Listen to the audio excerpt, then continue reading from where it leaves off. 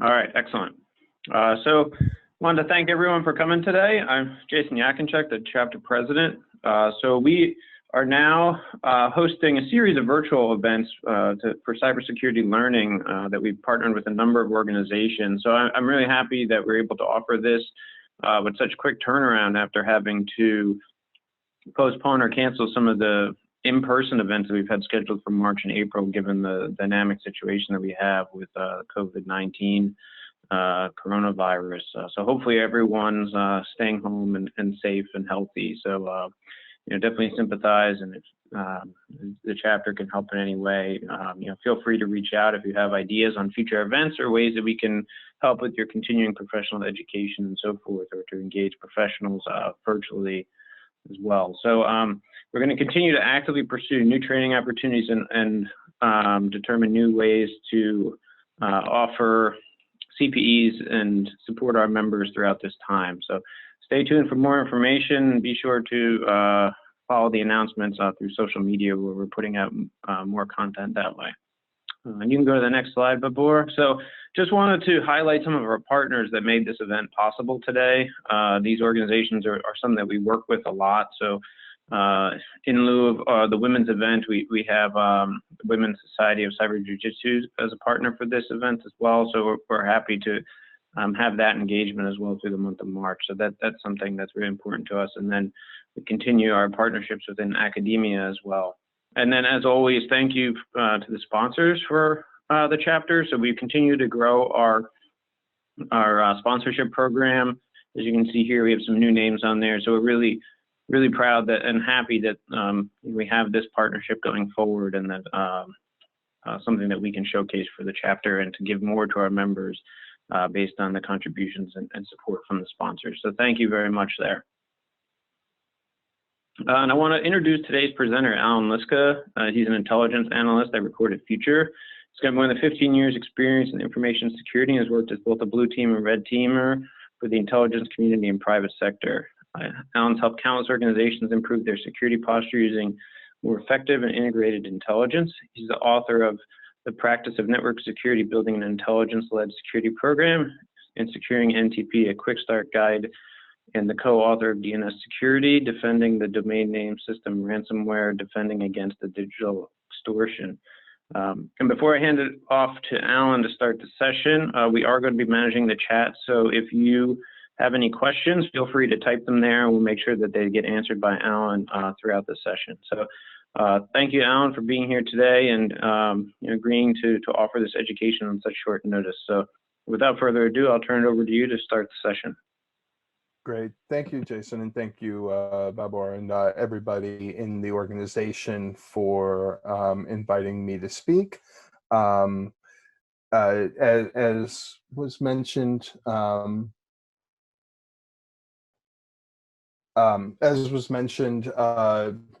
what we're going to talk about today is how scammers are taking advantage of coronavirus concerns and what you can do to protect yourself.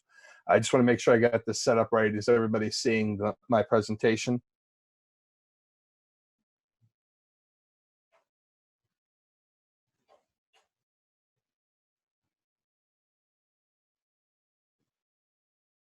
So a little bit about me. Jason introduced me.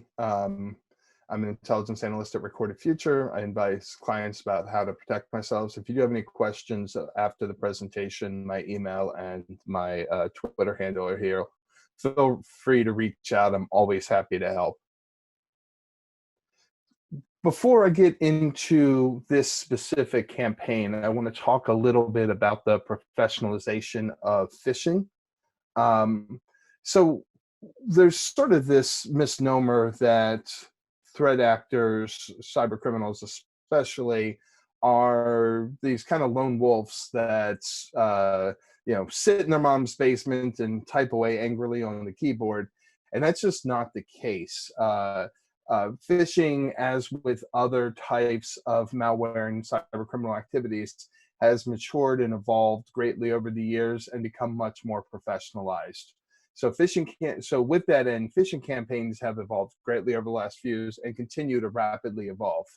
That means that if you're conducting phishing training using examples from 2 or 3 years ago and telling people to look for things like broken English or incomplete sentences. That's not always the case anymore. There are actually people in underground forums who sell their services to write professionally crafted emails in whatever language you choose, and so on.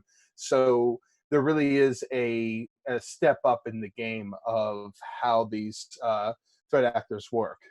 So threat actors are becoming more professionalized. That means they're able to quickly adapt to changing environments and take advantage of breaking news stories. We see this whenever like the Olympics comes around. There's a huge uptick in Olympics related phishing scams. Whenever a news story breaks, we see them rapidly adapt their phishing campaigns to reflect the news stories. Um, and with more mature teams, you also have more sophisticated tools.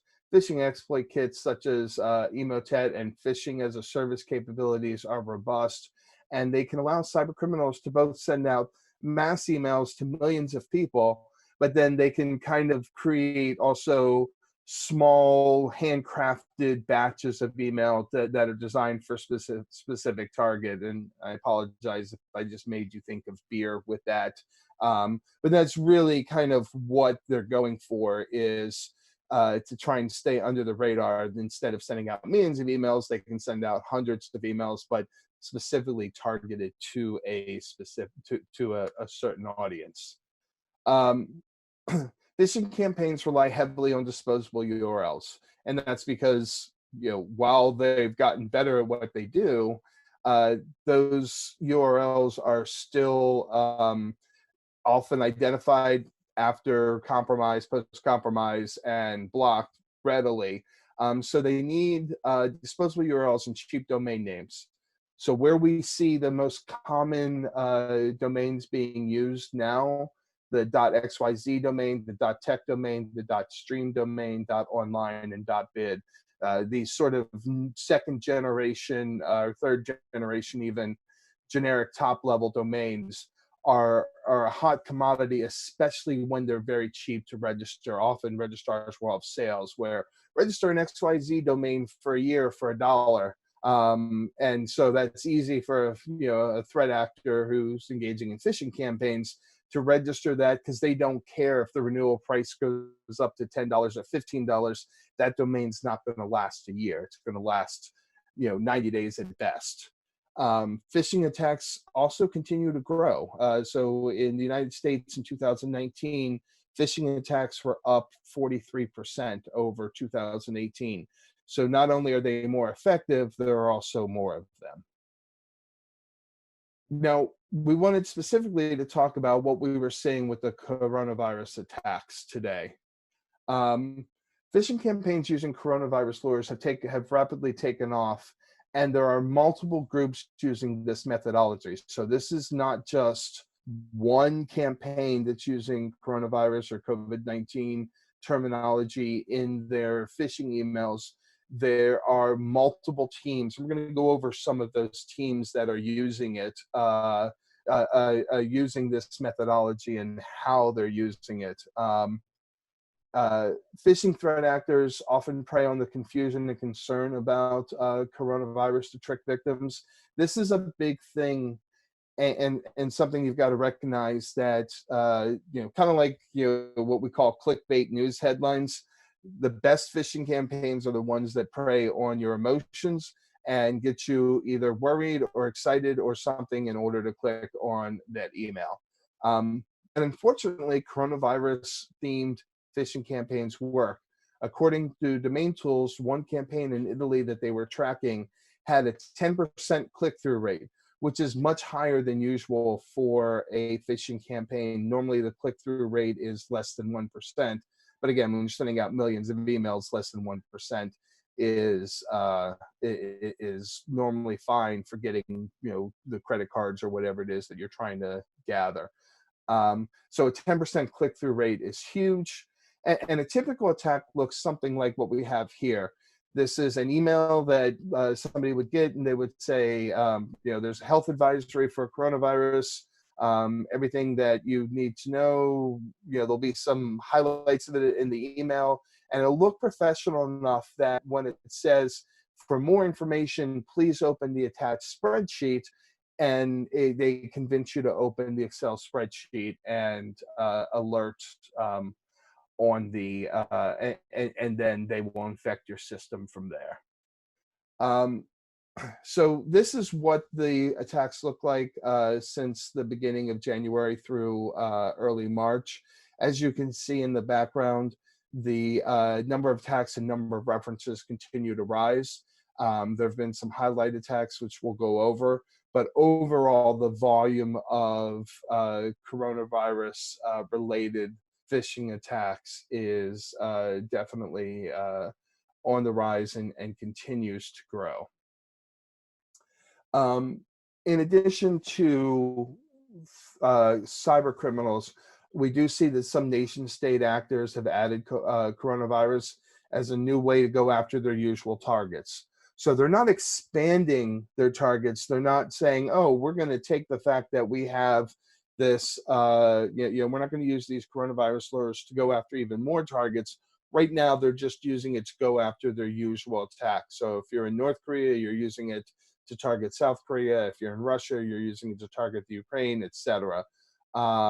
So we don't see a coordinated attack across industries. That will probably change at some point, especially if the virus continues to grow and continue to infect people throughout the summer and into the fall. But right now, we're seeing a minimal level of attacks. And we'll continue to look into this trend, and it is obviously a very actively evolving situation. So here are a sampling of the attacks that we were able to pull out and identify. The Azeroth malware was observed being delivered by phishing documents that used COVID-19 as a lure in early February.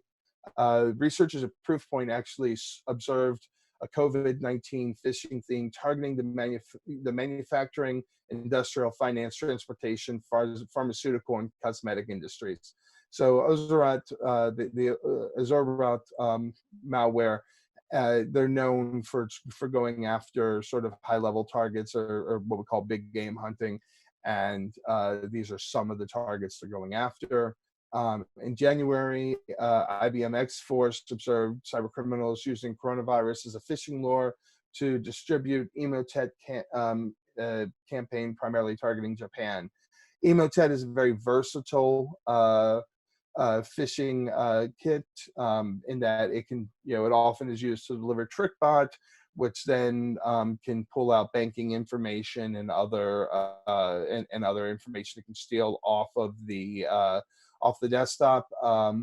But it can be also used to deliver additional payloads. So Emotet with TrickBot, and Ryuk is a well-known ransomware attack scenario.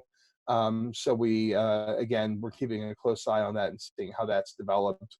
Kaspersky published an article about phishing emails that emulated the CDC. And this is really important. A lot of these phishing campaigns purport to be from authoritative sounding organizations. So they pretend to be the CDC, they pretend to be WHO, they may pretend to be a local country's Ministry of Health or Health Services Department, and they'll use the appropriate logos, the appropriate images, etc. So they mirror that. They mirror that as much as possible. And as you can see, the domains that Kaspersky wrote about used cdc-gov.org instead of cdc.gov, or cdc.gov without the dash.org. So if you're just looking at that and you're not fully aware, you'd say, oh, well, it's from CDC. It has CDC in the domain. It must be safe, and that's going to make somebody much more likely to click on the email. Security firm Cofense identified a similar, more sophisticated phishing campaign using the subject line COVID-19, now airborne, which is, again, something that if you're really worried about these infections and how they're spreading, that's definitely going to encourage you to click. They used, now they pretended they basically forged the from address so that it looked like it came from CDC-COVID-19 at cdc.gov. Obviously, it wasn't really, there was no compromise to the CDC server. It's just a forged email header. The good news, a lot of and a campaign like this won't get through to a lot of mail servers because it'll fail some of the DNS tests that are done on it, but it will get through to some people that don't have those extra protections in place. Cofense also identified a phishing campaign used the subject line, "Attention, list of companies affected with coronavirus, March 2nd, 2020. So again, if you are worried about the companies that you do business with, the companies that you work with, maybe having employees or other people infected with coronavirus, that would be something that would compel you to click on it. And that contained a malicious attachment that dropped the agent Tesla keylogger. And then phishing emails primarily targeting Italian email addresses contained Microsoft documents with embedded macros that were used to drop TrickBot. So as we mentioned earlier, often TrickBot is used with Emotet, but sometimes it can also be used standalone and just drop directly out of the macros. We'll talk a little bit more about this later in the protections, but that's one of the things that you have to understand with a lot of modern phishing campaigns. Some do rely on exploitation, but often they don't have to.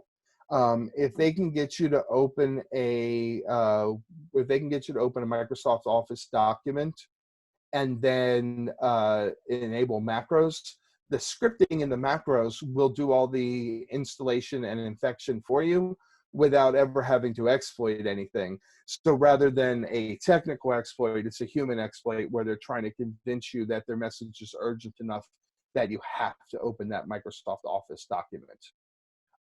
In addition to the phishing campaigns, we've also seen the CovidLock Android ransomware. So this is a specific Android app that claims to provide tracking information and a map for COVID-19. The app tricks users into giving it full permission over full administrative permission over the phone.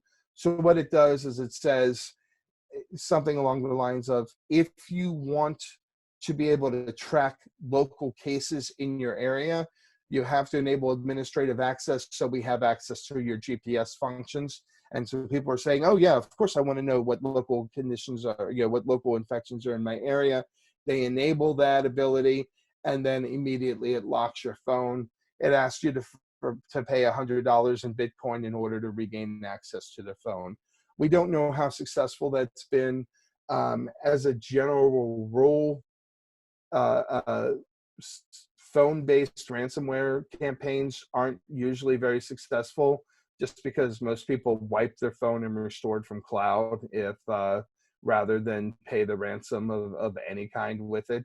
So, but the fact that it's been out there and that it was out there so quickly means that will probably see other apps that try and do the same thing. So be especially careful when you're downloading new apps to your Android phones. Make sure you're doing it from a reputable, the Google Play Store or others that are reputable stores. Don't download from just any place. Along with the phishing campaigns, we've seen a huge uptick in coronavirus domain registrations. We saw the first huge batch on February 12th, and then we saw a second batch beginning of March, and that is continued off and on. The domain registrations in the domain registrations are a big uptick. Now, there will obviously be legitimate domain registrations. Companies will want to register domains that they can use to communicate with their customers and provide updates, etc. I don't recommend that. I honestly, I recommend that if you are a company and you want to create a separate page to provide updates to about coronavirus to your clients or to your customers, create a subdomain under your main domain. So, if you're Nike.com, coronavirus or COVID-19.nike.com or something along those lines. New domain registrations are increasingly viewed as skeptical and sketchy. And so you want to make sure that you're going to be able to get your message out to as many people as possible. So as I said, a lot of these domains will be legitimate, but according to research that was done by Farsight Security a couple of years back, almost 80% of all new domains that are registered across all top-level domains are malicious. So the attackers are registering more domains than legitimate users are, which means that if that trend carries over, most of these domains that are registered are actually going to be malicious. And we've already cataloged thousands of malicious phishing domains related to coronavirus. So they're definitely out there, and that number continues to grow. Unfortunately, it's not just phishing. Well, phishing is the primary concern because that's the type of attack that's impacting the most number of people. We've also seen ransomware attacks against healthcare providers. So the Brno Hospital in the Czech Republic, which is one of the largest COVID-19 testing facilities in the Czech Republic, was hit by ransomware last week, disrupting patient services and slowing down their ability to test and provide treatment. The Champaign-Urbana Public Health District website was hit a couple weeks ago using a ransomware called NetWalker, which again prevented information for people in that district from getting information about coronavirus updates. There actually have been a couple of ransomware actors that have pledged not to attack healthcare providers during the pandemic. But keep in mind, they're also, liars and fairly evil people. So I don't know that I buy any of that for a second. But they've said that they won't attack healthcare providers. We'll see. So now that's sort of an overview of what the attacks look like. The question then becomes, what can you do to protect yourself, or what should you be doing to protect yourself from these phishing campaigns and from other attacks in along those lines? So you have to remember that phishing attacks are designed to prey on your emotions, which means that when you get an email like this, if it's something that either gets you upset, gets you mad, even piques your interest a little bit, stop before you click on any link or open any attachment. Even if it feels legitimate at first glance, you should still stop and think about it before you open the attachment or click on the link. Forward it to, if you have an IT team, if it's not your personal email, if you have an IT team, forward it to them or your security team so that they can take a look at it and verify that it's legitimate. Especially now when we know there's this rise, we know there's this activity. I'd like to tell you just never click on any link or ever open any attachments in an email, but obviously that's not realistic. So take the time, think about what you do. Also right now, I hate to say this, but be wary of any other email or communication that says that it comes from CDC or WHO. These are being heavily mimicked by phishing campaigns. Now, if you've signed up for CDC or WHO alerts and you're getting regular emails from them, that's fine. But you do have to be wary of some of these emails that especially if it looks like you're being proactively reached out to by CDC, WHO, or whatever your health agency is. You want to make sure, again, you're taking a look at that. You're looking to see if it's legitimate. And remember, the phishing actors are using their branding and trademarks, because again, that builds trust. You have instinctive trust of these organizations, as you should, and so you're going to click through the, you're more likely to click through the email. So just be careful. Think about what's in there. Think what is in there. As a general rule, CDC and WHO won't send you any kind of attachments. They're not going to send you a Word document. They're not going to send you an Excel spreadsheet. So, that's usually a pretty good sign, but then just be careful of the links, etc. Um, so threat actors also incorporate URLs with legitimate websites as a link text, while the other underlying link is malicious. So in the email, it looks like you're going into cdc.gov, but if you hold your mouse over the link, it shows that it's actually some random free hosting website out there that has nothing to do with CDC. So, and that just goes back to that. Just be careful, take your time, review before you click on a link. And if you are concerned, ask questions, again, either of your IT team, or if you know somebody who's a tech person, ask them and say, assuming you're not the tech person that everybody else is asking, make sure that you're looking to see whether or not these are actually legitimate websites that you're going to. While many legitimate organizations will send emails regarding precautions they are taking, the use of legitimate corporate branding has been used to send malware to victims.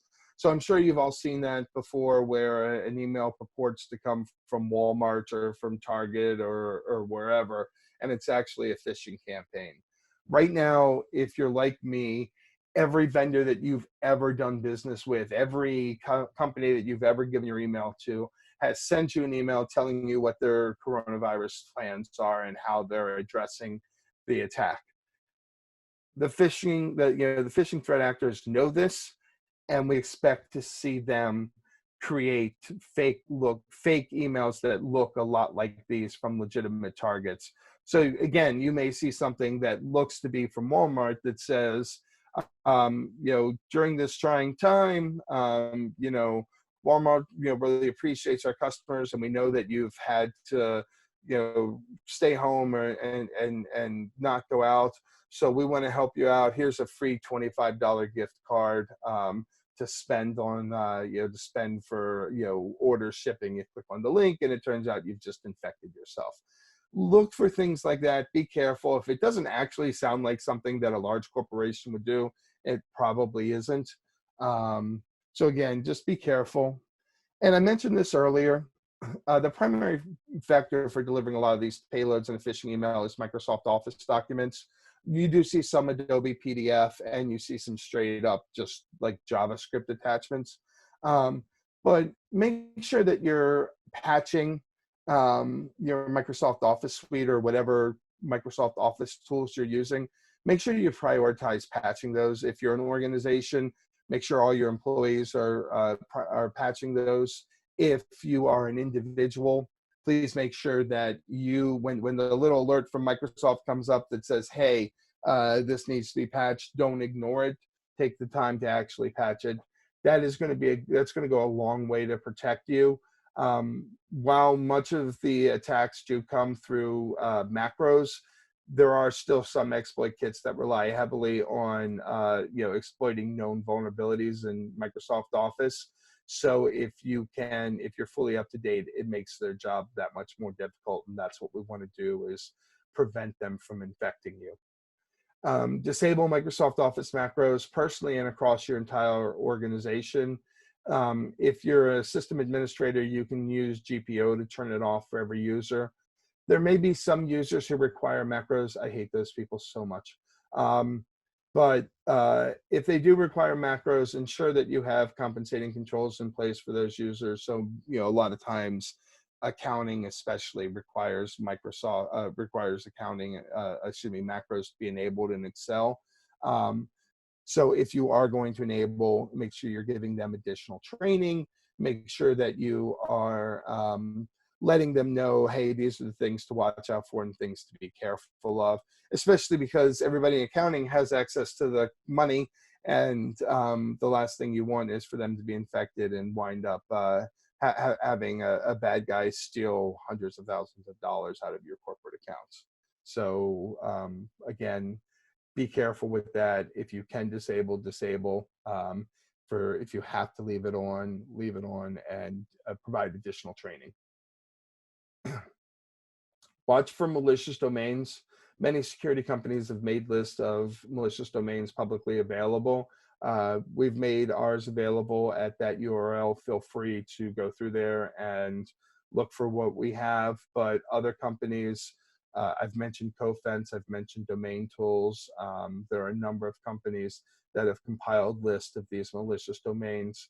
You can use those as block lists, put them into your proxy or your firewall to make sure that they're stopped. And I also recommend block all newly registered domains. So anything registered in the last 48 hours. If you're a legitimate site, it usually takes a few days to get, it takes a few days to weeks to months to get your site up and running. Scammers turn their sites around in a couple of hours, couple of minutes sometimes, because they operate that efficiently.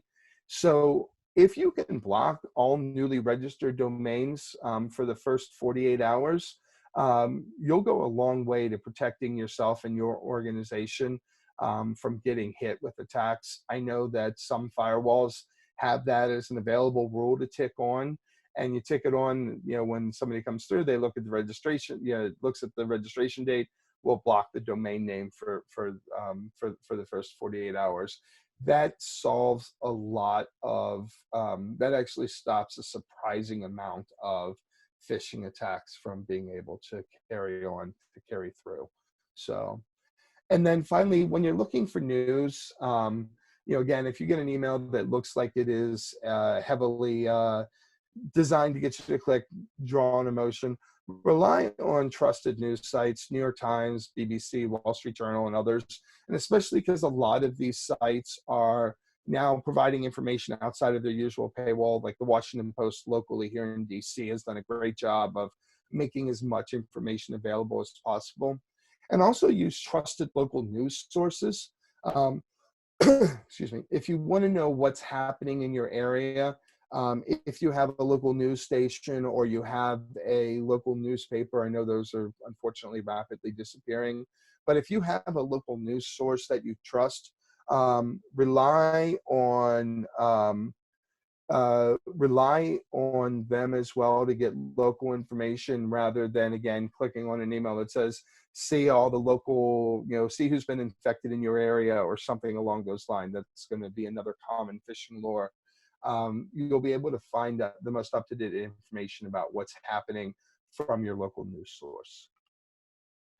And that's all I have. I wanted to make as much time available to try and answer any questions that I can. So if you have anything, please feel free to hit me up, and I'm happy to answer whatever I can for you. Thank you, Alan. That was fantastic. So we have one question. If anyone else has questions, please go ahead and start typing on the chat, and I will do my best to read it out. So there's a question here. It says, quote unquote, block newly registered domains, -- is this a browser preference, question mark, It's not or in firewall? Usually it's in the firewall, although that would be an interesting question. I would be willing to bet that somebody's made a browser plugin that does the same thing. If not, then somebody on this call that's got way more coding talent than I do, there's a brilliant idea for you. If you could build that in as a browser plugin, you'd probably save a lot of people from going to malicious sites.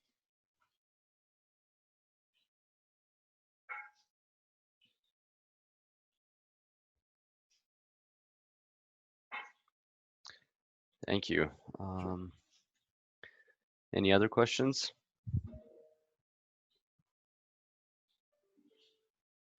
So there's another one. In your experience, what is the best firewall solution for this?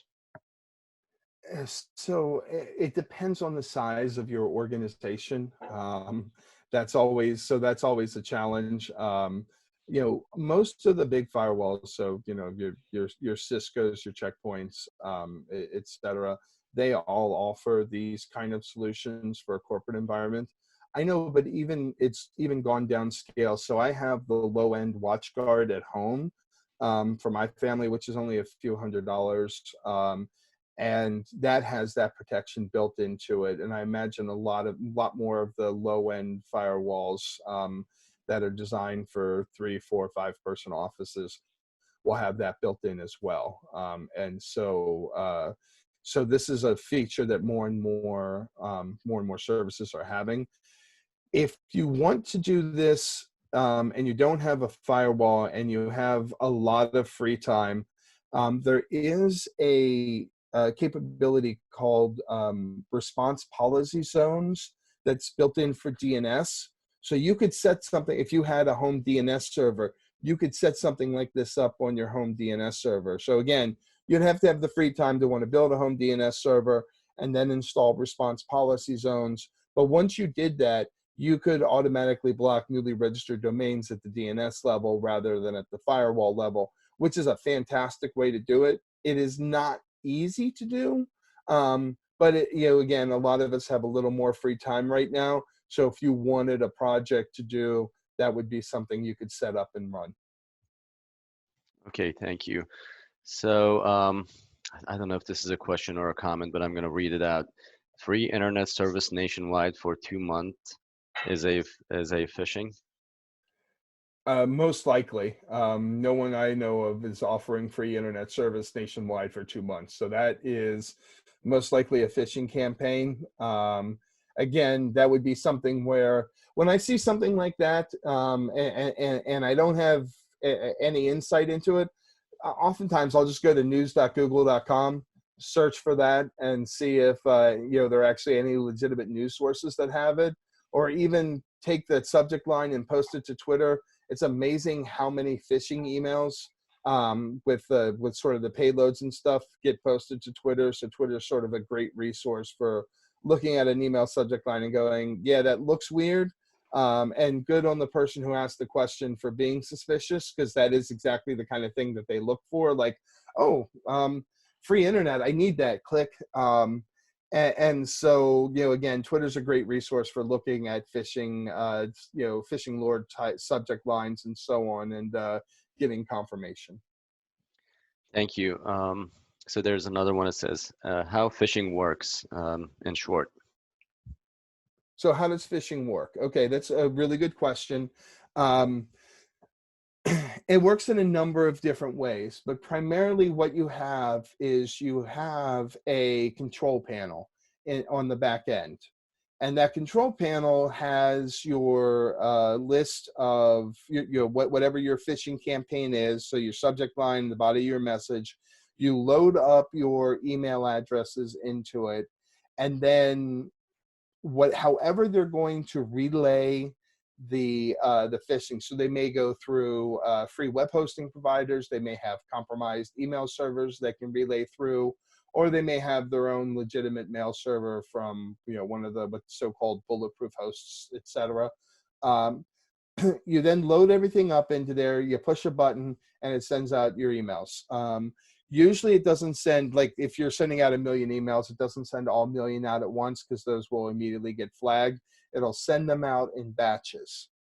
And then once the email lands in the inbox, depending on how your exploit works, whether you're exploiting the human through convincing them to open up a Word document and execute macros, or whether you have a technical exploit of some kind, or even just a script that, I've seen them as simple as you attach a .exe, but you call it, and tell people to open it, and they're actually executing a file instead of opening a doc. What happens next is they install a loader, and that loader will run a quick test of the box to see what is there, what antivirus you're running, what operating system it is, what all is installed on it, anything else that they need to know about your environment. They'll shoot that back up to the same or maybe a different command and control server. That command and control server will then choose what payload to send down depending on what's running on the box. So they may say, oh no, you're fully patched and you're running the latest version of McAfee, so we're not going to install anything. We're just going to remove ourselves so we don't get caught. Or they may say, oh no, you're not running the fully patched version, so we can exploit this, this, and this. They'll download the loader, and the loader will do whatever the loader does. Oftentimes these are contracted by other parties. So you may say, okay, I want to collect a bunch of credit cards. So they will then install an information stealer that will collect credit card information off your box. or a keylogger that will be used to collect credit card information. Others may say, I want banking information. So they're going to download a banking Trojan that specifically will log into your bank account, get your banking credentials, get your account number and everything, and send that back. Some will install ransomware. So they may say, okay, we've gotten everything we need off this machine. We're going to go ahead and install ransomware and try and get additional money off of them. So that's basically the way it works. And the loader, the tool that's downloaded can sit on the box for weeks or months until the attacker has everything they need off of it. Then they'll often delete it just to avoid detection. Thank you. So next question. If the firewall asks to allow or block some Microsoft files, how do I know if these files are safe or not? So if the firewall asks to block the file, it depends, that's going to depend on your settings as far as whether or not you have it set to ask about all files or whether you have it only to ask about potentially malicious files. So if you're only asking about potentially malicious files, then I would probably trust your firewall. There are sandbox tools out there. There are even free ones like Cuckoo that you could download and play with. Again, that does take a lot of work. But I think there are even some freely available sandbox tools that in fact, I know there are. I just don't remember the links off the top of my head. But there are some freely available sandbox tools that if you are suspicious of a document, the Microsoft Office document, you can upload that to these sandbox tools. It will run in the sandbox. And the sandbox is basically a virtual environment that's meant to mimic a standard Windows environment. And what it does is the sandbox will execute that Word document. So it'll open it up, it'll run it, it'll let you know what kind of calls it's making and what it's trying to do when you open it. And then it'll give you feedback on whether or not it's legitimate or if it's bad, what it was trying to do. Now, it's not quick. So if it's your boss sending you an email and saying, I need this by the end of the day, it's going to take a few hours because you're usually queued in line and so on. But you can upload them and see what it says they're going to do. You'll just have to explain to your boss why you didn't get back to them by the end of the day. Thank you. So next question. Have there been any incidents of state-sponsored threat actors using COVID-19 pandemic? Yes. We know that so far they're using it to attack their usual targets. So we've seen, for example, we've seen North Korea using COVID-19 themed lures to go after South Korea. We've seen Russia using COVID-19 themed lures to go after targets in Ukraine. What we haven't seen is a large scale coordinated nation state attack against multiple industries. I think so far it's just been using them as part of their normal routine to go after their normal targets. Okay, next question. What was the site to find the list of malicious domains? There are a few of them. So Recorded Future, we have ours in our blog. I'd also look at Domain Tools, which has done a good job of publishing information. Cofense is another one. Proofpoint also has published a wide range of lists. And there are probably other places that have compiled all of these different lists into a single place. That you can look for as well. Thank you. So next question. For friends and family who may not be tech savvy, how do we educate them to distinguish between official CDC or government communication and poisoning campaigns without using firewalls on their devices? So I have a mother, and she's an idiot when it comes to this stuff. Very smart otherwise, but she's an idiot when it comes to this stuff. And I've tried to teach her what to look for, and none of that has worked. So what I've told her is, if she gets an email that looks like it's from the CDC, just go directly to cdc.gov or go to if it looks like it's from WHO, go to the WHO website, who.int, and review anything that's on their site. because they'll have the latest news. They both have a news section, an update section, etc. So she can get. So if she's worried, she can get the legitimate information. The tips that I gave are sort of the best advice, but sometimes people just aren't going to listen no matter what you do. So you kind of have to take the decision-making process out of their hands and tell them to go visit the actual source. Thank you. So next question, is it safe to open an email containing malicious files or links? No, never. Don't open it. I mean, yes, you can open the email, don't open the file, don't click on the links. There are some exceptions. We've seen some malicious code that will execute in, so I don't use Outlook, but as I understand it, Outlook has a preview window. We have seen some malicious code that will execute even in the Outlook preview window, even without opening it. But generally speaking, it's okay to open it because you want to know what's in there. It's just don't open the document, don't click on any links. Thank you. So next question, do you recommend a particular free sandbox tool? Cuckoo is probably the most well-known. Again, it's not always easy to set up and it takes a while, but it's fascinating to maintain and watch, and it makes for a really interesting project to see what they're done. And the great thing is with Cuckoo, once you get it up and running, there are a number of sites, Virus Total among others, that will, and Malware Hunter is another great one, that will provide samples of malicious code that you can download and run through your sandbox. Recommend doing it on a standalone box, not on your current computer or anything like that, because you are dealing with malware, real live malware. You don't want to infect yourself.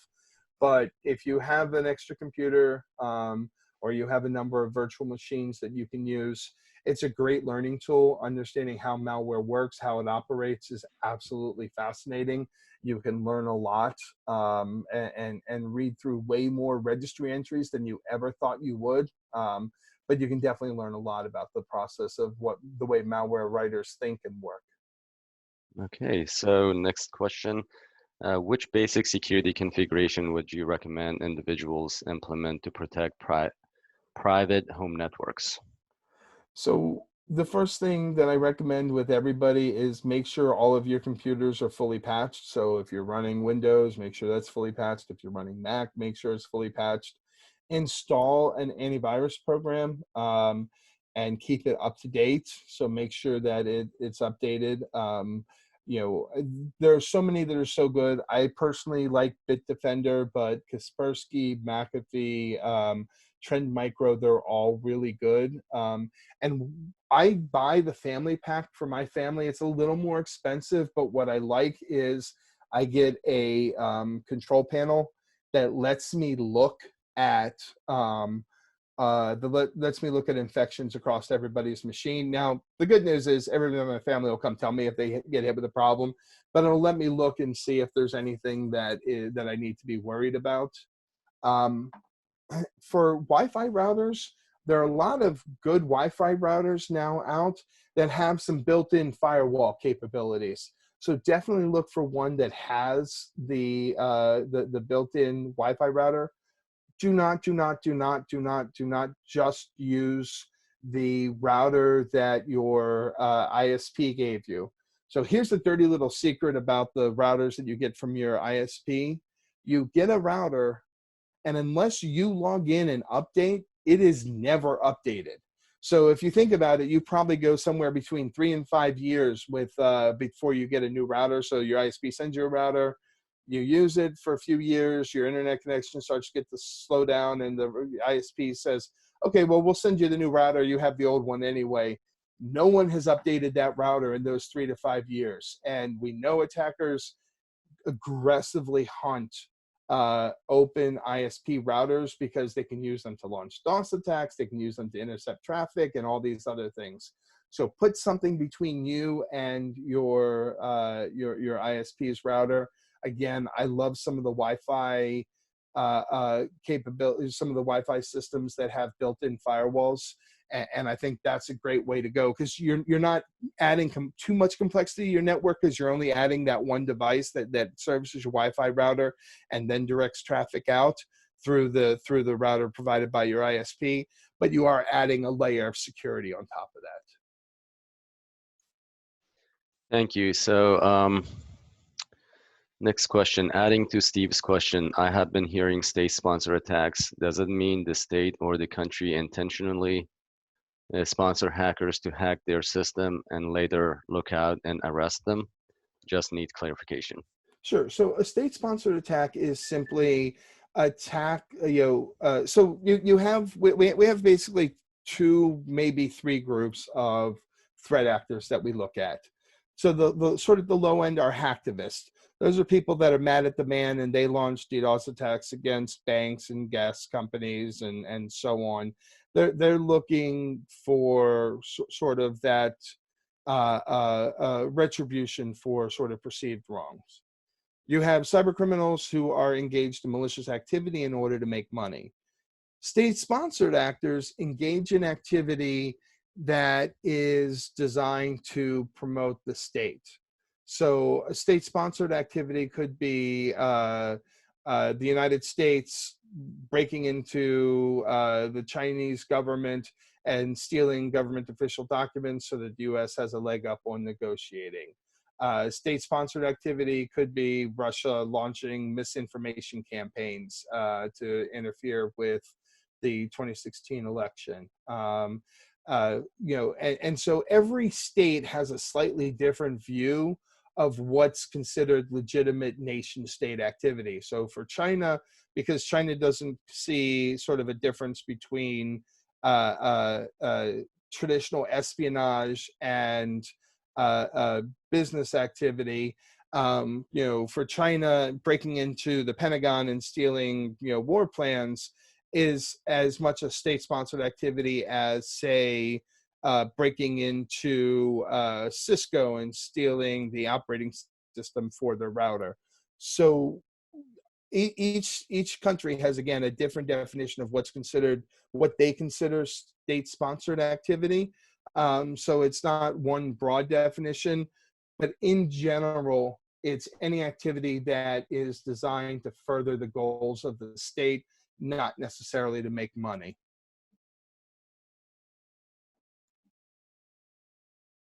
Thank you. So what do you think about Wi-Fi VPN apps, such as one offered by Norton? Yeah, no, I think a Wi-Fi VPN are great. Now, keep in mind that a VPN doesn't protect you from a phishing attack, because the phishing email is still going to get into your box. You're still going to open it on your box, etc.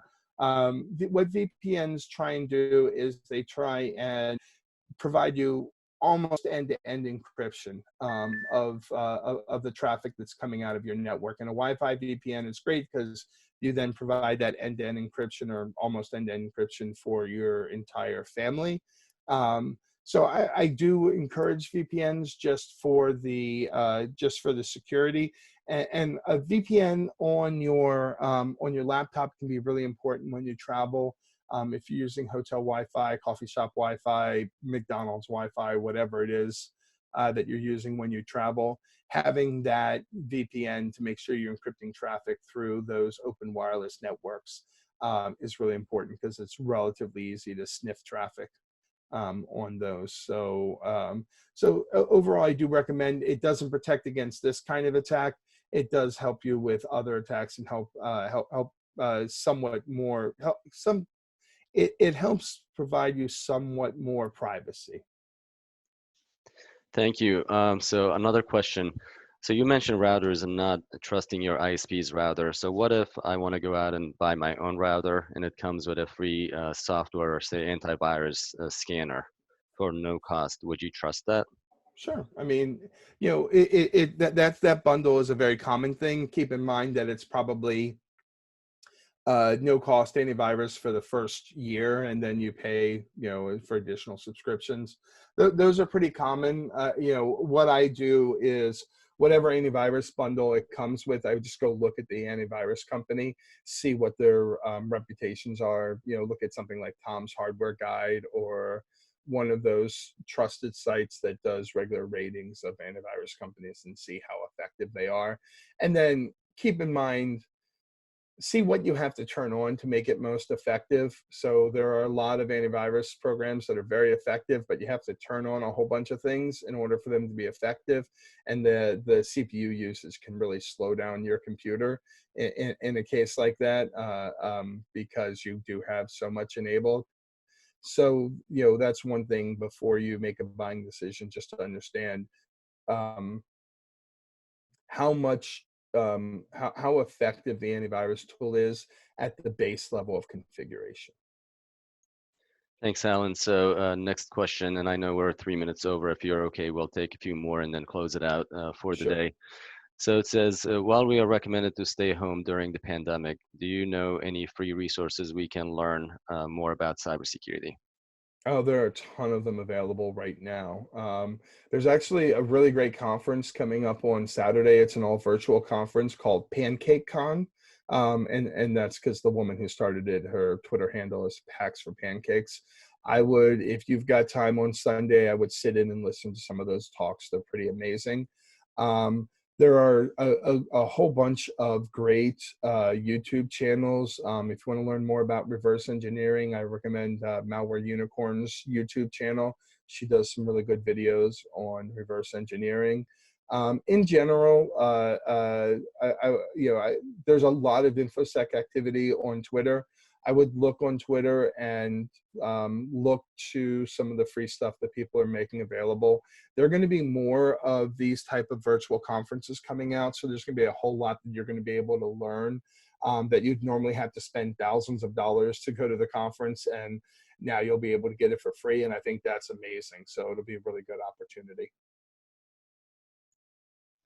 Thank you. So another question, do you like Bitdefender box device? Yeah, so the Bitdefender box, I don't use it personally, but from what I've seen of it, it's really good. I know Norton makes a similar box, and I think there may be a couple of others, but I really like the Bitdefender antivirus program. It's what we use on our home network, and we've never had a problem with it. And so the Bitdefender box looks like it's a really good tool. Again, I haven't used it personally, but everything I've seen, it looks really good.